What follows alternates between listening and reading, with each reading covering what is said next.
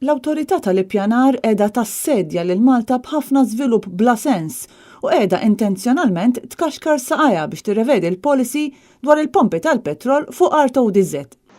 Ġifieri din aħna nemmnu li l-awtorità tal-ippjanar qiegħda intenzjonalment tkaxkar saqajja u ma tirrivedix din il-policy. Hekk intqal mill-Moviment Graffiti waqt konferenza tal-aħbarijiet hekk kif dawn l-istess attivisti ħejjew irwieħhom biex jaqattaw kemm hemm bżonn żmien ikkampjati quddiem l-awtorità fi protesta għal mod kif din qed tkaxkar saqajja biex tieħu azzjoni dwar din il-kwistjoni.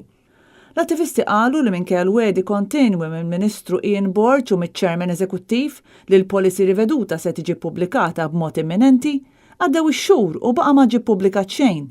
Intant però baqgħu jiġu sottomessi applikazzjonijiet ġodda għal aktar pompi tal-petrol f'żoni ODZ. L-assedju simboliku qed jirrifletti l-assedju tal-awtorità bi żvilupp li ma jagħmilx sens. L-attivisti qalu li l-imġieba tal-awtorità tal-ippjanar hija skandaluża u inaċċettabbli. Ġifieri hawnhekk qed naraw imġieba li hija kompletament skandaluża, inaċċettabbli u li għax dan hu qed tgħeddet il-futur tagħna fuq il-gżira.